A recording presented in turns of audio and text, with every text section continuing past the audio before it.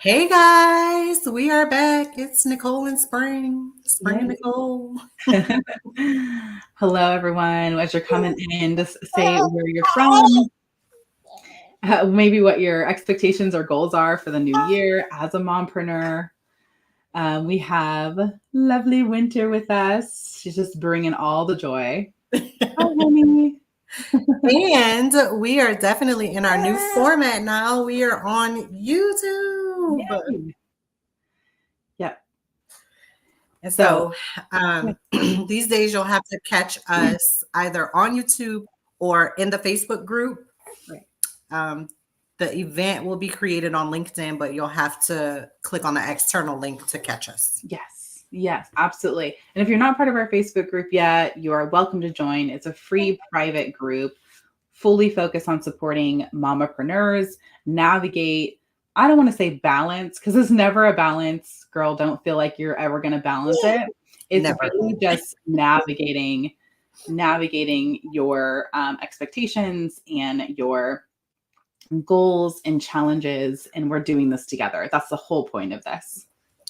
We are literally doing this together. I mean, we literally just had a conversation before I clicked go live about balance, whatever that means. Yeah. So we're excited. Yeah, Winter doesn't want to hear about this balance. She's like, what? Balance? It's a day by day thing, but please know if you are in this like struggle of how the heck do I do both? No, first and foremost, it's okay to be a mom and fill in the blank. So have that mindset shift first and foremost. It's okay to be mom and. Okay. And secondly, make sure you're joining us weekly because we are talking about very specific business concepts and how that feeds into your life as a mama of little ones so that you can better navigate these waters with us. Yes. And so again, we're gonna be bi-weekly, right, Yeah. Nicole? Yes. Yeah. Bi-weekly on Wednesdays, 11 a.m. Central. Catch us in YouTube or on YouTube or inside of our Facebook group. Yep. So we are excited to have you guys, and I'm ready to jump right in because we were actually going to be doing this right before the holidays. But so much was happening. Nicole was ill, and we just so much happening with family and friends and holiday stuff. And so we just decided, hey, let's pick it back up at the beginning of the year. And so here we are. Here we are. And I've been excited about this topic for that entire time. So for the month almost that we took off, I've been like, teach me, teach me. So today's topic is thinking about your revenue level versus your team size. And so luckily we have Spring here, who is an organizational expert that's going to help us understand the size of your team does not have to dictate your revenue cap and how to differentiate between when you are growing your team versus what support you need to get to the next level. So these are questions that I really had as a mompreneur, as someone who has worked in organizations, managing small groups or teams, but not doing so on my own. So I would love to dig into Spring's brain essentially. Yes, and this is what I love. Like this is my jam right Yeah. here. And so it's not really what you think, actually. You think, oh, this business is making $1 million or like Mhm. $20 million. So they have to have like 1 million people working for them, right? Yeah. But that's not necessarily true. Mhm. And so depending on where you are in your revenue, that's going to really determine the amount of people that you need on your team. And so when you think of $1 million business, right, you think of what? What I are some think of the of, things? yeah, I think of as a $1 million business, I really think of they must have a massive digital presence.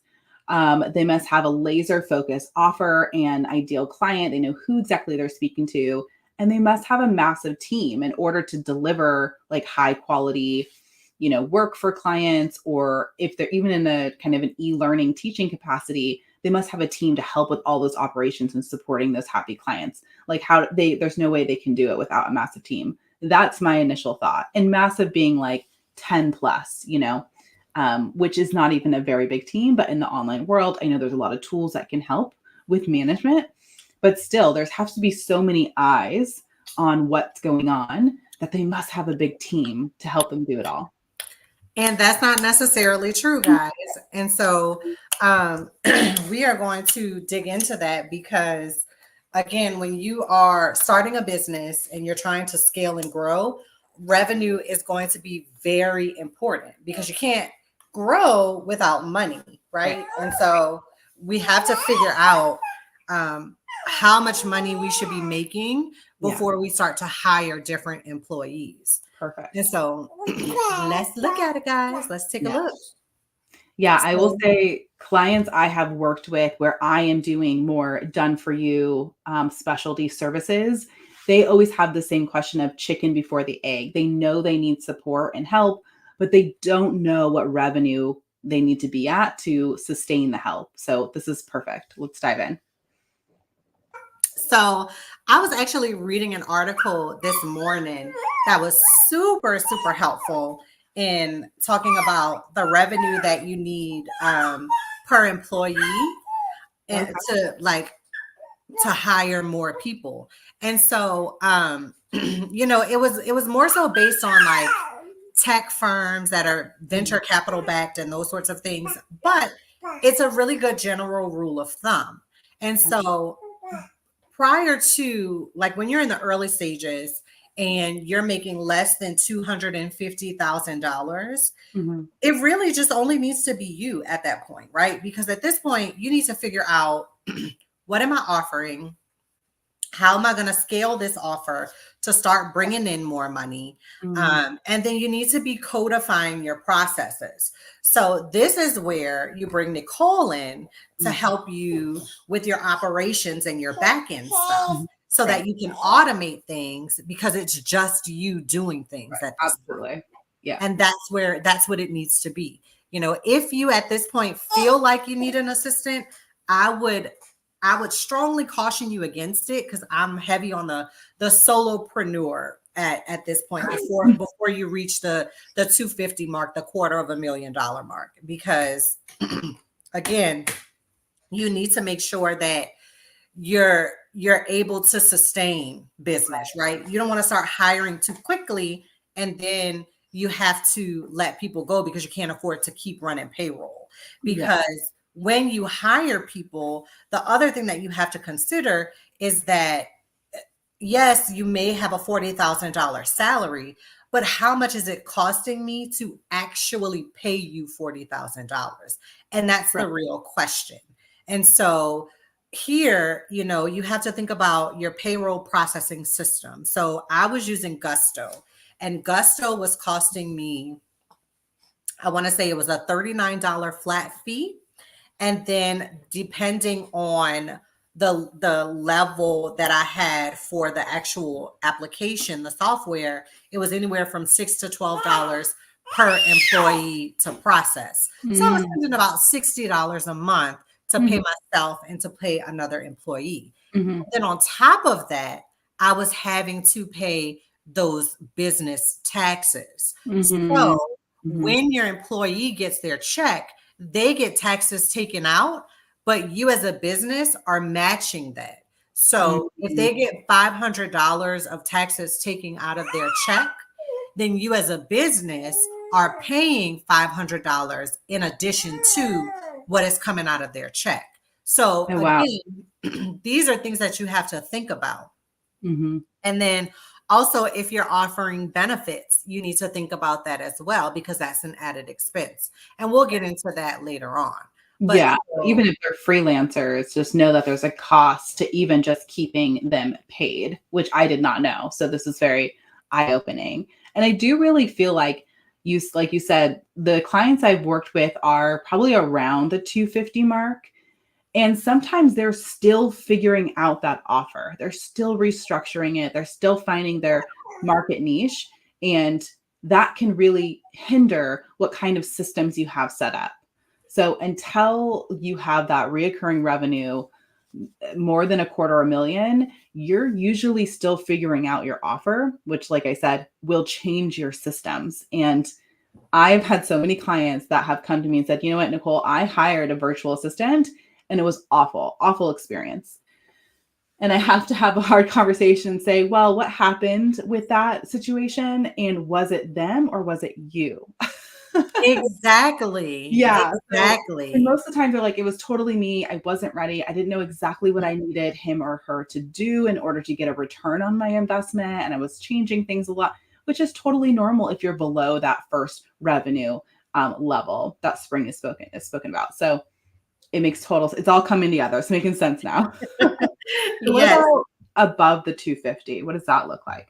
So when we're talking about above 250, so we're talking about maybe between 250 and 750K. And so that's where you get to $500,000 to $750,000. This is where you're going to need about 2 to 3 people, Mhm, because at this point, you've clearly figured out what the offer is. And mhm, so now you have some systems in place where mhm. you're getting consistent leads, you're having consistent sales. And so Yeah, right. you need a dedicated assistant at this point. You need an administrative person, who can help you, with scheduling new clients.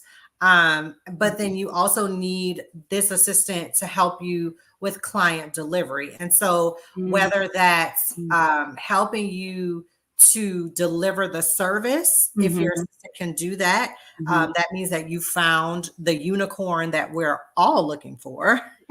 Yeah, Um, yeah, or if you hire a third person, so this is always including yourself. So you are included right, as an employee in this. So it's right. you and your assistant, that's two. If you decide to hire a third person that solely focuses on client delivery, Mhm, if you have some sort of offer, like how Nicole does, she has a done for you offer, or mhm. like for me, where sometimes I need help with my consulting to deliver, on my consulting work. Sure. This is where you would have a third person to come in to help you with client delivery. And Okay. again, the revenue that we're looking at here is approximately 50 to 55K per employee.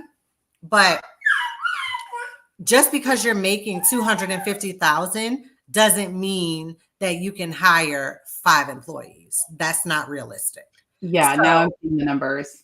right, I'm okay. understanding. Yeah. Does that Mhm. make sense? It does. And when now, so I work with digital agencies and they have their, their admin assistant or their client success representatives. They have usually their operations person, and I come in as a consultant who's building the operations as their operations person is trying to continue running the business. But then they have their smaller team of producers. And this is what I'm usually helping agencies leverage their producers' time and capacity to increase delivery margins. So they're providing that client work faster, high quality, less mistakes, because they're able to really focus on what are our producers spending their time on and how do we create consistency amongst those producers. So like you're saying, the range of 250 to 750K is you might have that one producer already. So ensuring that you have your systems built so that when that producer comes on, they're able to start producing quickly. 85% of their time that you're paying for is producing that client work. Um, that is where I'm seeing the most success. If you have a producer come on and say, like, hey, do your thing, provide your service for my clients, that's a little bit of a mess waiting to happen. So I'm really seeing how this is coming into play with the levels of clients that I'm serving since I'm not there yet. Yeah. And I'm not quite there yet either. I'm maybe kind of getting there where I need the assistant to Mhm, help me, like with scheduling mhm, and, mhm. moving into client delivery. But, one thing to really keep in mind is that if you have digital assets, Yeah, that you can use to bring in recurring revenue, so right. that sort of takes your mind off client delivery for a little while. Yeah. So that you can focus on so that you can focus on putting the systems in place that you need to continue to scale. That's something that's very helpful to you as well. And that's sort of where I am in this moment right now in Mhm. business is putting the digital assets together so that I can have this recurring revenue that allows me to focus on now sharpening my systems because Right. 2024, y'all, let me tell you, if you haven't set your intentions yet, this is the year. I'm here to tell you 2023 was rough. I think For every I've heard it. oh, Yeah, yeah. I've heard it from a lot of people, many different industries, just across the board. 2023 was rough in business, Mhm. regardless. So if you are still standing today in 2024, today is January 10th, or Yeah. whenever you get to see this video, if you were in business in 2023 and you are still standing today when you watch this video, Mhm. hats off to you. You did Yeah. it. You Yeah. survived. You made it. Yeah. That's such a good point. We it was there was nothing consistent about last year. Everyone was like pivoting and pivoting and pivoting. So yeah, if you've made it, congrats because that was a rough year. So I think we all have the same feeling of like, okay, we've made it 2024, now we can actually build. And so we can't predict what's going to happen, economy wise this year. But like you said, if you're setting your intentions and you're getting really laser focused, which we've spoken about in previous episodes, laser focus on what you are doing this year and then backwards mapping on how you want to make that happen. That's exactly what's going to pull you through this year. So we are excited to be on the journey with you. We So are very excited. we've covered 0 to 250 and 250 to 750. And that range is like, okay, we have a solid offer that we are able to scale, and we have consistent leads coming in. Those are kind of the three components I would see for that next year. So if you are at 750 or above, what does that team look like? Is that like where you go ham and hire everyone? So that is very, very interesting. At this level, you're going to need about 3 to 5 people. Because at this point, you need a dedicated executive assistant, administrative assistant, personal assistant, whatever you want to call this person. You need a dedicated assistant that is going to manage your calendar and keep you organized because you need to be solely focused on building partnerships and branding. Yeah. You want to be doing the CEO stuff at this level. Yeah, I agree. Um, and also at this level, or what I see a lot of my CEOs that I'm working with, and I have not worked with agencies who are at this level yet consistently, more that second tier. What Mhm. I see is that the CEO is the salesperson. They are selling like crazy and they have a small team that's helping them deliver or coach, right? So when you go, if you want to get above the 750, do you feel like that's the time to like bring someone on to help the CEO with sales so they can at least step out of that role or not be like the main person in it? So you definitely need a dedicated salesperson at this point because again, as the CEO, you want to focus on big picture stuff. You want to be focused. You want to be out of the daily operations as the CEO at this point. You Yeah. want to be focused on building the brand of the business. You want to be focused on establishing partnerships that is going to bring in more business for you. But then you also need a dedicated salesperson who is going to be bringing in those sales on a daily basis so Yeah. that you are continuing to grow your revenue. Right. So, Closing. You have someone dedicated to you're doing vision, you are focusing on branding, you're focusing on partnerships. You have someone else who's dedicated in the marketing aspect and someone else on your team who's focused on closing those deals. So the wheels keep turning. That's how absolutely. I understand. Yeah. And Okay. if you have, oh, I'm sorry, if you have someone who is good at sales and marketing, and you only need one person, then great. You don't need to hire a salesperson and a marketing person. But if you need a salesperson and you need a marketing person, that's okay at this point, because you need somebody who is, like Nicole said, going to consistently put your brand out there, put your business out there, so that people know you exist, they know what you're doing, and then you need someone to come in who's going to close the sale. So think about, if you get those ads for like lead gen agencies, where they are the ones who are bringing you the leads, and then you yourself have to close them. This is what your marketer and your salesperson are going to tag team to do. And again, if it's just one person,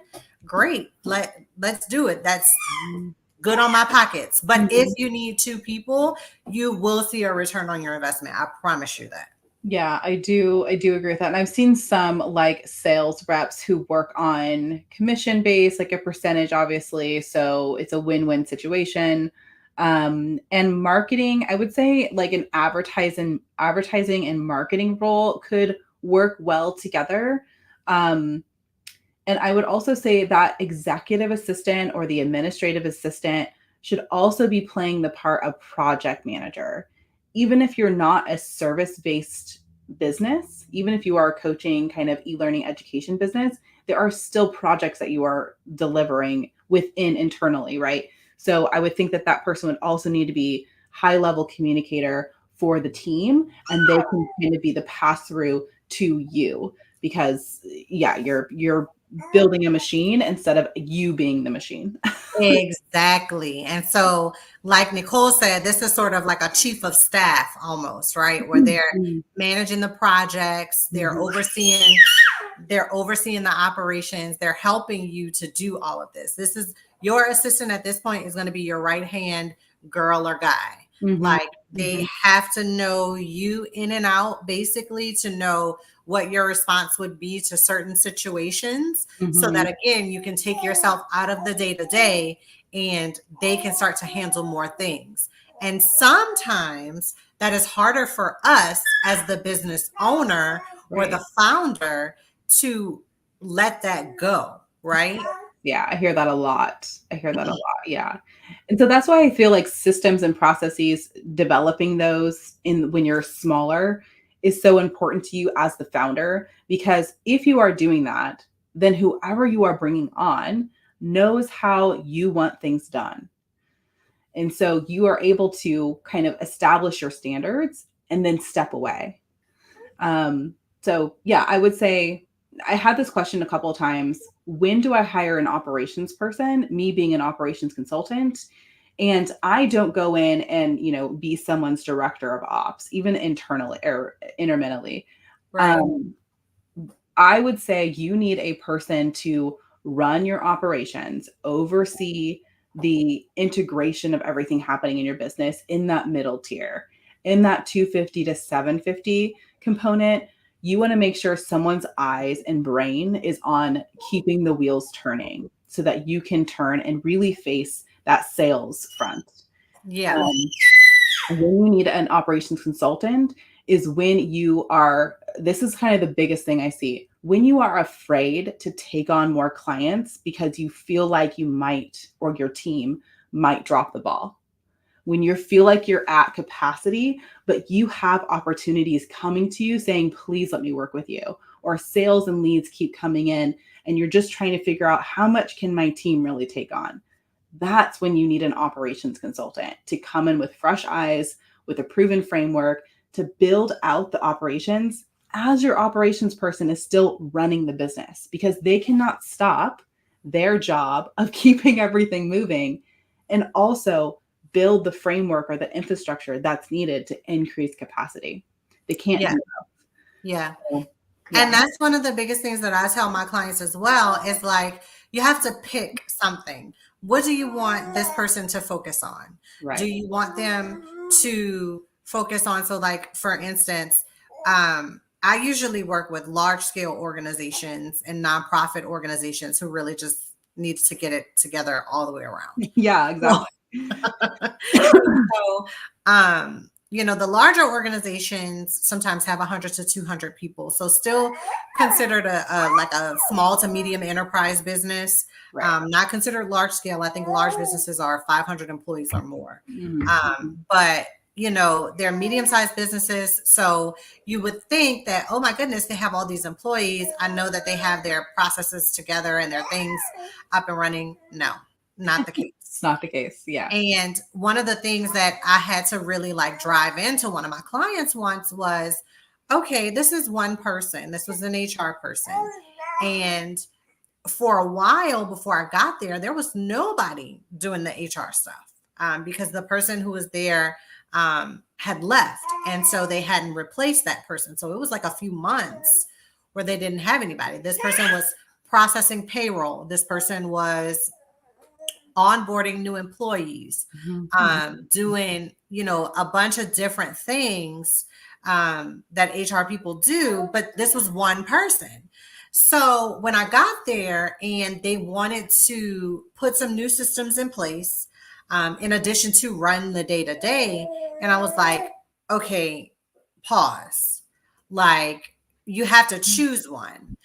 Are we Yeah. running the day to day, or are we putting new systems in place? Because you can't do both. One person cannot do both at the same time.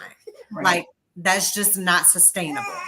Right. So, again, like Mhm. Nicole said, Mhm. she comes in to put those systems in place when the operations person is still doing the day to day stuff. Yeah. Yeah. So I have read Traction, which is an EOS kind of framework book, which is amazing. So good. Even if you feel like you're not ready to run on the entrepreneurial operating system, which is EOS, you're not at that level yet, it's still an amazing book to see the foundations of, is essentially entrepreneurial leadership and building your team. That's really what it's about. So, what I will say from that book that I took away is that for your team, everyone should have a number. We hear the term of KPI, key performance indicator, and how to know like what leads to the outcome that you want. And just to shrink that down and simplify it, everyone should have a number, which means they have one thing to focus on, that they can turn that number over and over again. They can meet that number over and over again. And when they are doing that consistently, then you can give them another number. Then you can give them another focus. So simplify that whole thing of a KPI and OKRs, like erase that. Does your person have a number? Do they know what success looks like for the one thing that's most important to you for them to deliver on? So that's how I wanted to. Great explanation, Nicole. Like, I Yeah. love that. That Yeah. simplifies it, right? It's Right. like, do they know exactly what they're working on right now? And once they've mastered that, okay, now let's look at something else. And so, one thing at a time. And we are guilty of this, especially as mompreneurs, because we have to multitask, Yeah. We do right? it all. And so we try to bring that attitude into our business, Mm. but it's Mhm. it's really different. And so you really have to take a step back. You have to analyze what is happening, where am I going next, and what is my main focus in this moment. Mhm. Mhm. So we talked about like up to 250, then that middle range from 250 to 750. Then we talked about the 750 plus, but then once you hit that 1 million mark, that $1 million mark, Mhm. now your revenue per employee, it shoots up to about 80K per employee. So now you need to be bringing in at least $80,000 per employee that you have. Because again, remember, you are still responsible for having to pay those business taxes. And then you're still responsible for those administrative costs if you have any. And for one, you're going to be processing payroll. So um, you're going to have payroll processing fees in addition to the taxes that are going to be coming out. And then if you want to offer benefits to your employees, if you have less than 10, you don't have to offer it, but maybe you want to give them like a stipend towards them finding benefits on the marketplace. because if you provide benefits for them, that is a major cost. And I just want to give y'all just an idea of what that cost is. I had benefits last year that I paid for, and for me and my husband, we were on a husband and wife policy through the business. Just for the two of us, it was $1,000 a month. And Mm, that mhm. is what you are looking at in terms of providing health insurance for your employees. And so this is why when you hit that $1 million mark for your revenue, this is why it goes up to 80K per employee. And Mhm. once you hit that $1 million mark, for all intent and purposes, you're no longer considered in the startup phase. Now you need to be operating as an established business. So you need to have policies in place that you stick firmly to. You need to have a dedicated onboarding person for like your internal onboarding for employees that you're hiring. But this person in turn can also be onboarding your clients as well. So they need to understand that process. Yeah, both. Mhm. Mhm. But I by would the say time you get to $1 million, you're yeah, likely going to need at least 5 people, perhaps 7 to 8 at the most. yeah. Um, and again, you need more. You still need your assistant. We have that client delivery person, but then we also need the dedicated salesperson. Probably at this point, 2 salespeople, Mhm. and then you need more client delivery people who are going to help you deliver on the work that the salespeople are bringing in. Absolutely.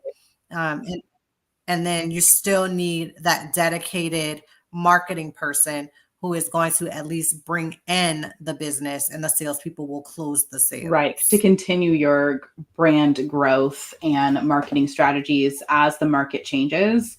And then salespeople to close on, and then actual producers, and then someone to help run the show. So yeah, I see, that 7 to 8 range would work out well with the $1 million plus business. Something else I want to throw in the wrenches here is that when you are building this team, if someone decides that your operations are too chaotic for them to be successful and it's too stressful for them to actually focus on what they do best, they will leave. And the cost Mhm. of someone hiring someone and losing someone and having to hire another person to replace it can wipe your revenue out. So as you build your team, understand that you do need to implement retention strategies, because the longer someone stays with you, the longer that they can show you that they're a rock star, and your return on investment can come in, tenfold. So retention strategies that I've seen that have been helpful could be something like profit sharing, especially with a small digital team where maybe you guys are doing launches or hitting revenue peaks. A profit share, again, is a cost to you, but can't can be a strong retention strategy that everyone is working hard and everyone is getting paid for that work, in addition to being on your team and contributing. So, yeah, And keep that in mind. but profit sharing doesn't necessarily mean that you have to take all of your profits and distribute it evenly between everybody. It just is like Yeah, a bonus. And so, yeah, exactly. like, if you say you make an extra $3,000 for the month, and you're like, hey, I want to give everybody a quick bonus, and you have like 3 people that you want to give a bonus to, it doesn't have to be $1,000 a piece, although I'm sure they would appreciate that. But Yeah. you could do like a $300 bonus or what have you, but just just to show them that you appreciate them, because without them you wouldn't have the extra $3,000. So Yeah. maybe at the end, after you've given the 3 people $300, you are netting what, 2,100. That's still 2,100 more dollars than you had before. And Mhm. so you have to really think like a CEO at this point. And you have to be able to manage your business appropriately so that it continues to grow. But Mhm. you also have to think about the humans who are working for you, because you got into business so that you could have the freedom and flexibility that you were seeking, or because you had this burning desire to bring this product or this idea to market, Mhm. um, and you wanted to do it in your own way. Yeah. And so you remember how it was when you were working for someone else. And so Right. you want to provide that productive environment, that really appreciative environment, because when people don't feel appreciated, They peace out. It's so deuces. true, yeah. I will say I love how you gave the example on even a small scale. So even if you are one of 3 in your team, you could definitely show them recognition for their hard work in a monetary way. If you are a little bit of a bigger, organization at this point, then I would say you want someone to have ownership or a slice of the pie, right? So if they're helping hit a revenue peak or a launch number, then they're going to get a percentage of that. And they know that it'll be a percentage of the bigger number, right? So it's not about like, oh, I need to keep the pie because it's my business. It's about give someone a slice of the pie and help them and let them help you make the pie bigger. That's what I want to leave on the table there. I love that. Yeah. I love that because I'm very territorial. And so it's not that I don't mind sharing, because I don't mind sharing at all. But for me, I'm like, well, this is my business. And why Yeah. would I do that? And I'm taking on all the risk. And yeah, Yeah. there's definitely emotional ties to that. But when you hire the right people and they want to see you and your business succeed, them having a small slice of the pie, of course they're going to give it their all, right? So Hmm. yeah. And being an employee of large organizations for a long time, I could outwork most people around me, but I saw no difference in the pay. And Yeah. that's the environment you want to avoid creating, because everyone in your team will drop to the lowest bar of the person that you are allowing to stay that is contributing at their lowest bar. Everyone will drop to the lowest. Yeah. So when you don't have the healthy competition of high achievers, Right. then you have this person, if they come in at say 50K and I'm making say 50K with them, and my level of enthusiasm for the Mhm. job is at 1,000 and their level of enthusiasm is at -10. It's like, You're gonna be both paying 50K for both of them, and they're both gonna drop to the -10. Like, it's exactly. just how the team dynamics are gonna work. So, if you have a larger team, 10 plus, then reach out to Spring and see how she can give you some insights on developing the team that's gonna be thriving and helping you grow your pie bigger.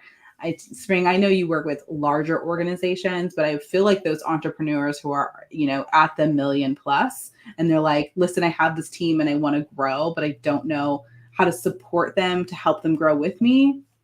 Spring will help you with that. Oh, that's my jam. I'm happy to do it because, again, you have to be able to provide an environment that people are going to be productive in. And so that's where I come in to help you figure all of that out. And Right. so, love, love, love doing that. And I just want to leave y'all with this.